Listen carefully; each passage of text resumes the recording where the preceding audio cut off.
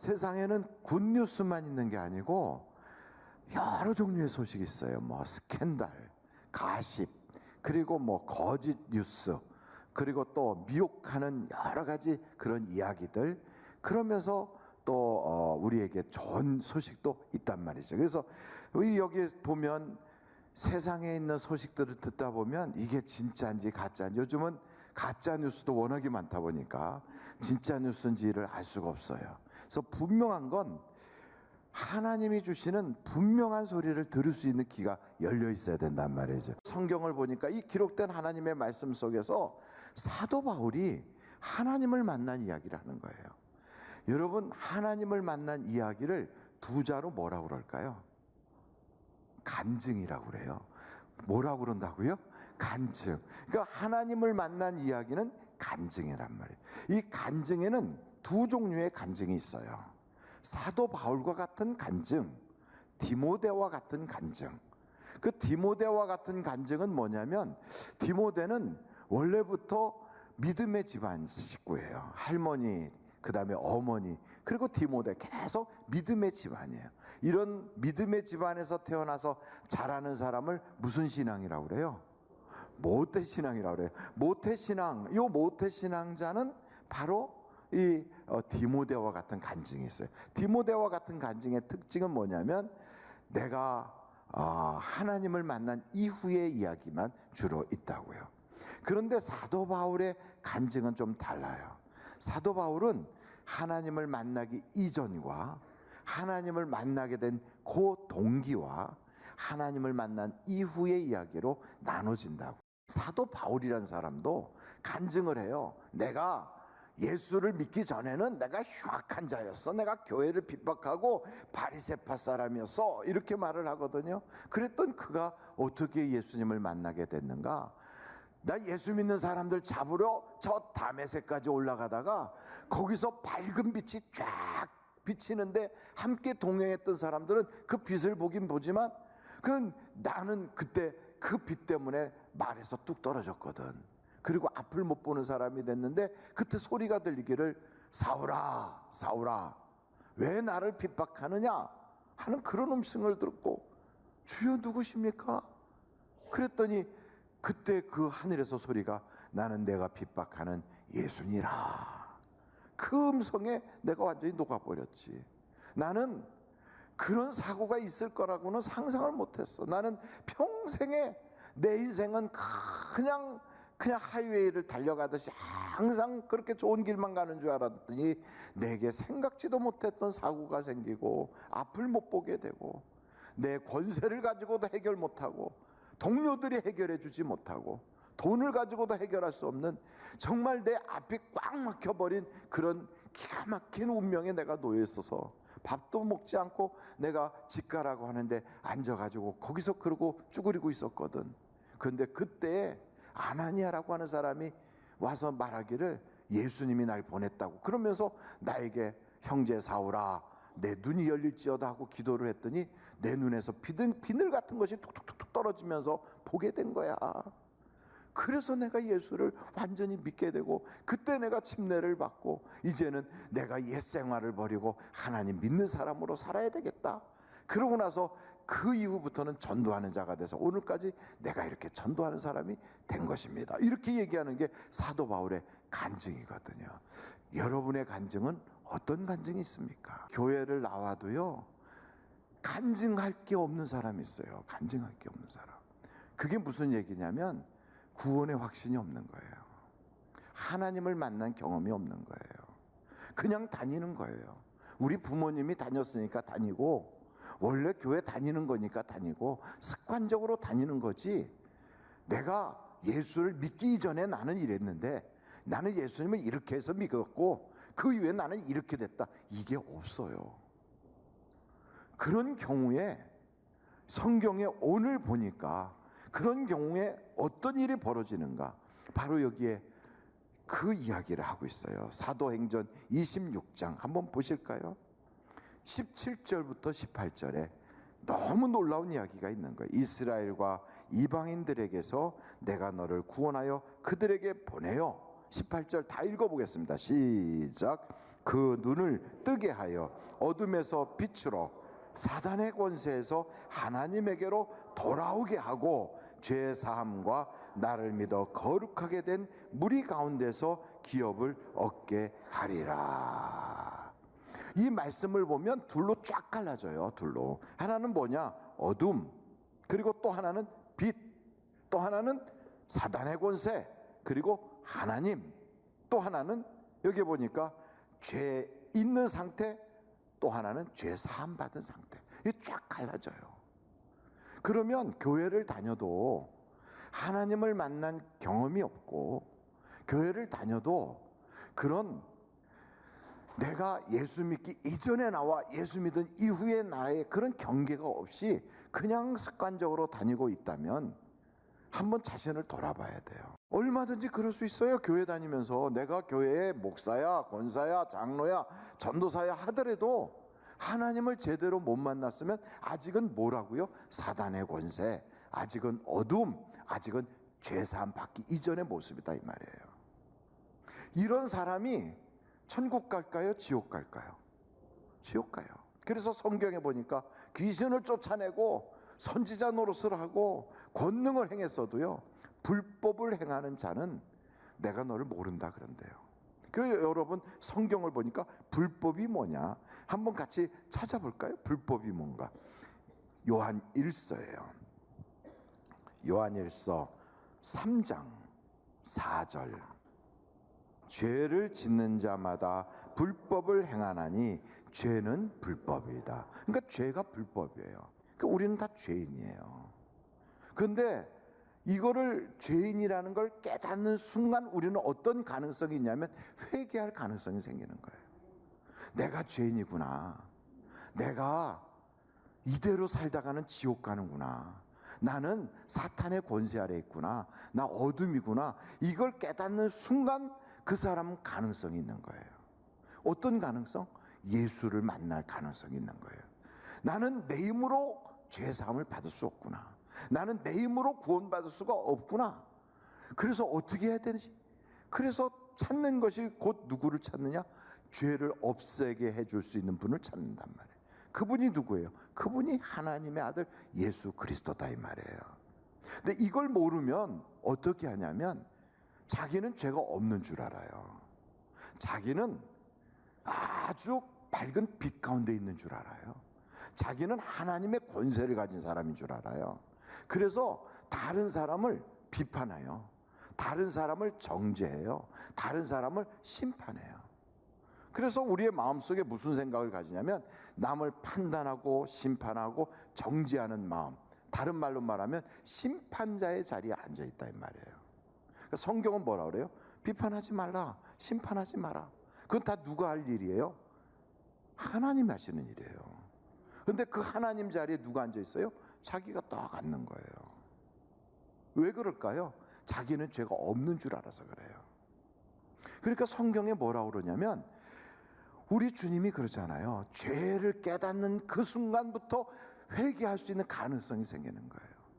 그래서 자기는 의원이 필요한, 나는 병자입니다 할 때 바로 그 사람에게 예수님이 필요하다는 거예요. 심령이 가난한 사람이 그래서 복을 받는다는 거예요. 그래서 여러분 교회에 나와서 그것을 깨닫게 되는 게 교육으로 깨닫게 되는 게 아니에요. 어떻게 깨닫게 되느냐? 성령을 통하여 깨닫게 되는 거예요. 어둠은 빛이 딱 들어가면 밝아지거든요. 그러면 내가 이게 내가 이렇게 더럽구나, 내가 이런 게 문제가 있구나, 이걸 알게 되는 거지요. 그래서 우리는 그 빛 대신 예수님 앞에 딱 나가는 게 중요해요. 그래서 우리가 죄가 있다는 걸 아는 순간 어떻게 되느냐? 죄를 회개하게 되잖아요. 그래서 여기 성경을 보니까 요한일서에 여러분 한번 1장을 보세요. 7절서부터 보도록 하겠어요.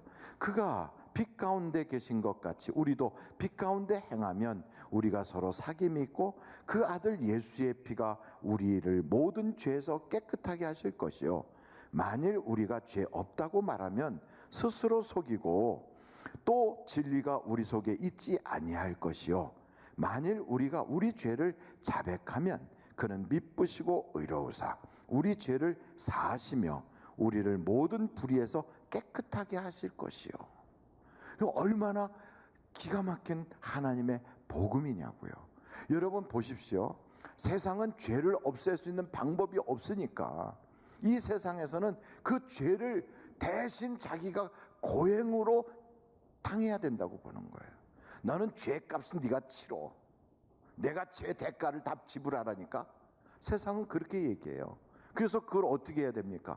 내가 뭔가 고행을 해야 되고, 내가 그 지난 세월에 그 죄들에 대하여 죄의 벌을 받아야 돼요. 그러니까 죄의 벌을 받지 않고 벗어날 수 있는 길이 세상에 없어요. 그런데 여러분, 죄의 벌이 뭘까요? 죄의 삭은 뭐예요? 값은 뭐예요? 죽음이에요. 이 세상에 자기가 죽어버리는데 어떻게 구원을 받느냐고요. 그래서 우리는 다 죽을 수밖에 없는 죄인이라는 거예요. 그런데 우리를 오늘 성경 요한일서 3장을 보세요. 요한일서 3장 5절 보세요. 그래서 조금 아까 죄는 불법이라고 그랬는데 그가 우리 죄를 뭐 하려고? 없애려고 나타난 것을 너희가 안 하니 그에게는 죄가 없느니라. 그러면서 보십시오. 8절을 다 같이 한번 읽어보실까요? 시작. 죄를 짓는 자는 마귀에게 속하나니 마귀는 처음부터 범죄함이라. 하나님의 아들이 나타나신 것은 마귀를 멸하려 하심이라. 그러니까 마귀가 결국 불법을 행하는 자들을 줄줄줄 끌고 어디로 갑니까? 멸망으로 들어가요. 그래서 지옥에 떨어지는 건 사람이 지옥 가도록 만들어져서가 아니라 마귀, 사탄, 이 어둠의 영들을 하나님이 음부에다 가두려고 만들었는데 그 마귀의 권세에 끌려서 가는 겁니다. 근데 하나님은 우리를 불쌍히 여기셔서 공로가 없는데도, 우리는 자랑할 게 없는데, 내가 무슨 크게 무슨 업적이 있는 것도 아닌데 예수를 믿고 내 죄를 고백하면 주님이 용서해 주신다는 거예요. 이것같이 놀라운 은혜가 어디 있습니까? 그래서 성경은요, 예수 앞에 나오면 모든 죄 사함 받고, 그 찬송도 있어요. 예수 앞에 나오면 모든 죄 사하고. 그럼요. 그래서 그가 살인자랄지라도, 그가 무슨 죄가 있을지라도, 우리 주님은 그러잖아요. 현장에서 죄를 져서 끌려온 사람도 우리 주님은 난 널 정죄하지 않을게, 이런 분이에요. 또 사람들이 다 알아. 저 죄인이야. 아이고 왜 저 죄인이 저런 짓 하는 걸 내버려 두지? 근데 우리 주님은 그래요. 용서받은 거야.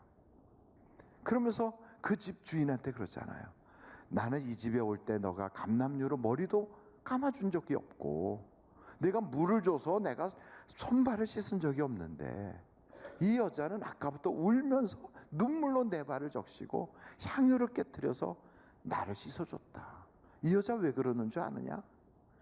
많은 죄를 용서받아서 그 기쁨 때문에 그게 너무 좋아서 저러는 거야. 그러면서 그 집 주인한테 그러잖아요. 너는 그게 없어서 그런 감격이 없는 거야. 여러분, 우리가 교회를 다니면서요, 신앙의 감격이 사라지고 하나님에 대한 감사가 사라지고 인간관계만 딱 남아버린 사람은 그게 죄 용서받은 감격이 없어져서 그래요. 이게요, 어둠에서 빛으로, 사단의 권세에서 하나님의 권세로 이게 완전히 변화받은 사람은 이 기쁨이 세상의 그 어떤 것과 바꿀 수가 없어요. 이걸 못하는 이단 종파들은 어떻게 해야 되느냐? 자기가 뭔가를 해야 되는 줄 알아.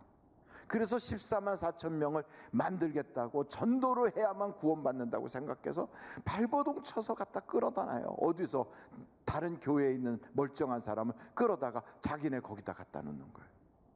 아니 그게 말이 돼요?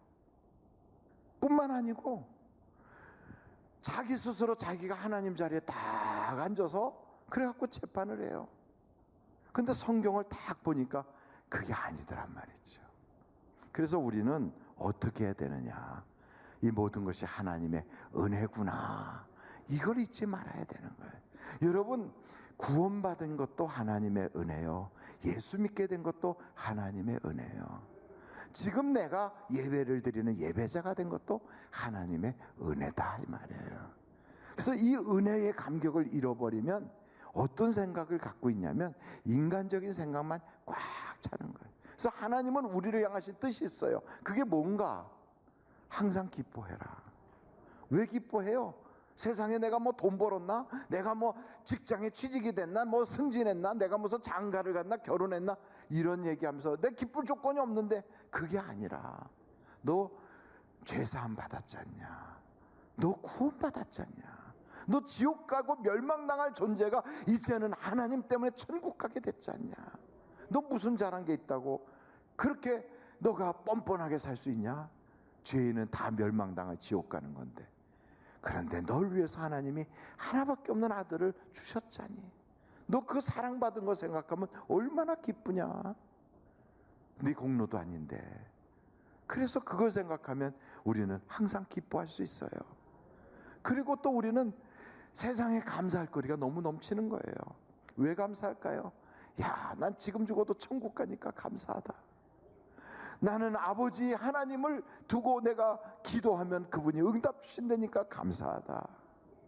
세상 사람들은 까칠하게 나를 쳐다봐도 하나님이 나를 아시고 그 예수님까지도 주실 만큼 하나님이 날 사랑하시니 나는 감사하다. 얼마나 감사해요. 그러면서 이게 잘 회복이 안 되고 영적으로 내가 이게 잘 일어나지 않으면 그때 뭘 해야 돼요? 기도하라는 거예요. 깨어서 기도해라. 항상 기뻐해라. 쉬지 말고 기도해라. 범사에 감사해라. 이것이 너희를 향하신 하나님 아버지의 뜻이니라. 여러분, 이런 마음을 가지고 우리가 신앙생활하면 신앙생활에 거칠 것이 없어요. 거칠 것이. 그런데 우리가 아직 이게 간증을 못 만들어서 문제인 거예요. 간증을.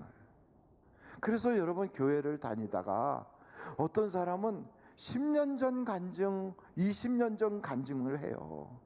그런데 하나님과의 관계는 과거 완료가 아니라 현재 진행형이어야 되거든.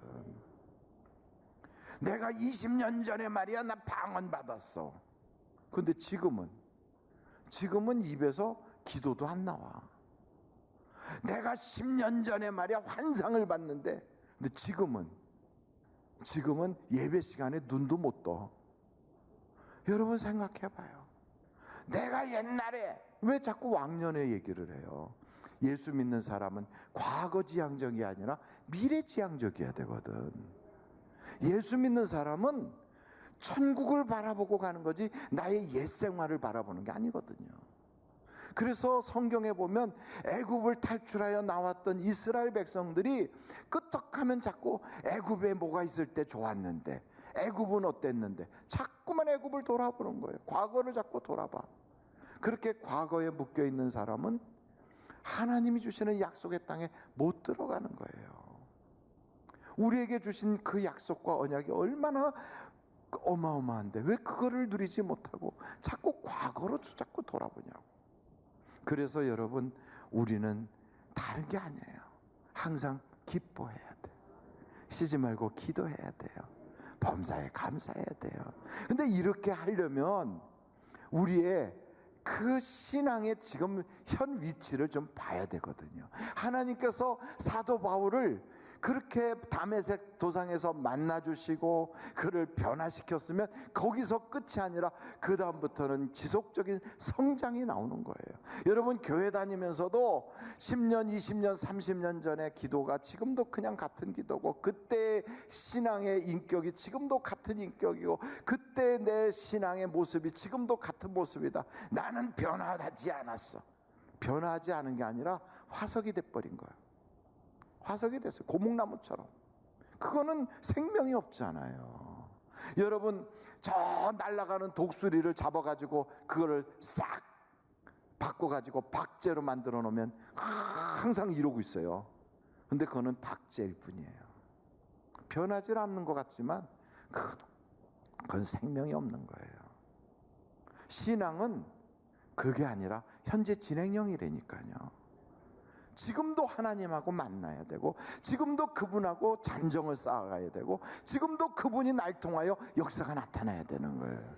그러려면 여러분, 우리의 신앙이 어떻게 성장해야 됩니까? 나는 전에는 정말 세상에 속한 사람이었어. 근데 예수를 믿고 나서 이제는 하나님께 속한 자가 된다 알고 보니까 나는 아직도 영적인 어린아이네. 그래서 육신에 속한 자처럼 자꾸 육신을 쫓아가. 자꾸만 하나님 말씀 따라가지 않고 육신에 속한 생각에 빠져 있어. 그래서 살펴보니까 나의 그 삶이 세 단계로 나눌 수가 있더라고요. 세상에 속한 자, 육신에 속한 자, 영에 속한 자. 그래서 나는 교회를 다녀도 아직도 육신에 속한 자야. 말씀에 속해서 성령이 이끄는 대로 살지 못하고 아직도 내 마음이 원하고 내 육체가 원하는 대로 살아. 이렇다면 오늘 여러분의 그 주소를 바꿔야 돼.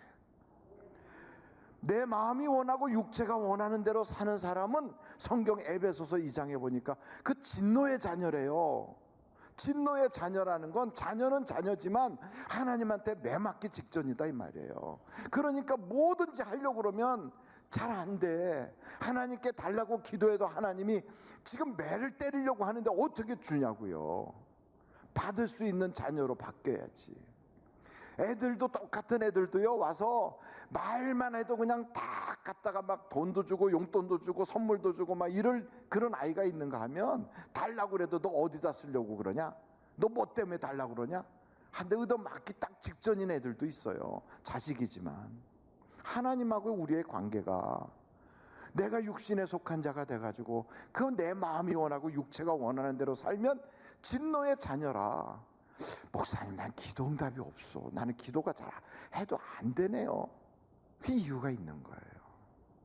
그런데 여러분 영에 속한 자로 딱 바뀌잖아요. 영에 속한 자가 뭐예요? 말씀이 원하는 대로 살고 성령이 이끄는 대로 살고 그래서 내 육신의 모든 소욕들을 다 내려놓고 성령의 소욕을 쫓아가는 거예요. 어떻게 하면 성령의 열매를 맺나 여기에 관심을 가지고 살다 보면 그럼 나도 모르게요 어느 순간인가 내가 염려하고 걱정하고 고민했던 것은 쑥 지나갔어요. 근데 이런 내 모습을 그걸 이렇게 검사를 할 때 내가 진짜 예수 잘 믿는 사람 나만큼만 믿어보라 그래 이렇게 평상시 생각하다가 언제 내가 어느 정도 수준인가를 아냐면 시험이 올 때 풍파가 올 때 알아요. 풍파가 오고 시험이 오면 그때 자기에게서 나타나는 반응을 딱 보면 아 내가 육신에 속한 자구나 아 내가 영에 속한 자구나 이게 표시가 나는 거예요. 그래서 옛날에 여러분 실험실에서 보면 리트머스 시험지를 딱 집어넣어서 딱 꺼내보면 색깔이 싹 바뀌면 이게 물인 줄 알았더니 아 이게 원소가 이런 거였네 하고 알아내는 것처럼 우리 속에도 색깔이 딱 나와요. 예수의 보혈이 우리 속에서 묻어나와야 되거든요.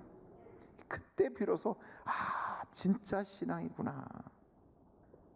여러분 성경에 이 고린도전서에도 이런 이야기가 있어요. 여러분 고린도전서 3장에 한번 보실까요? 고린도전서 3장 1절부터 보시겠어요?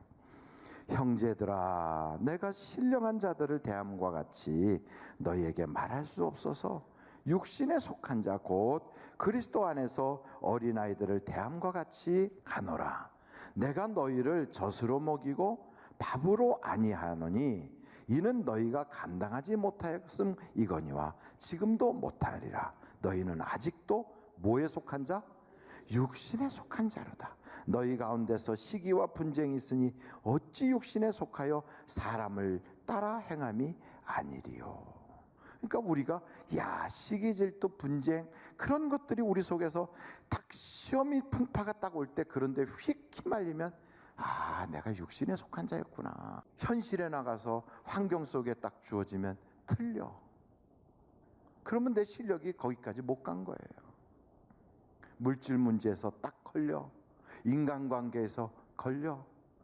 또 사람들과의 관계에서 딱 걸려.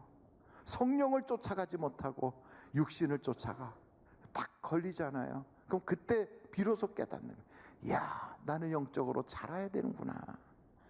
그래서 여러분 교회 다니면 과거에 믿기 이전에 나와. 믿은 다음에 나. 그리고 이제 나는 성장해야 돼, 성장. 시험은 항상 와요. 내 인생에 어려움은 항상 와요. 그러나 그것을 내가 어떻게 반응하느냐는 우리의 믿음의 모습이에요. 그래서 여러분, 항상 기뻐하고 쉬지 말고 기도하고 범사에 감사하는, 영적으로 하나님이 여러분을 향하여 원하시는 그 삶을 살아가는 깨어있는 여러분들이 다 되시기를 주님의 이름으로 축원합니다.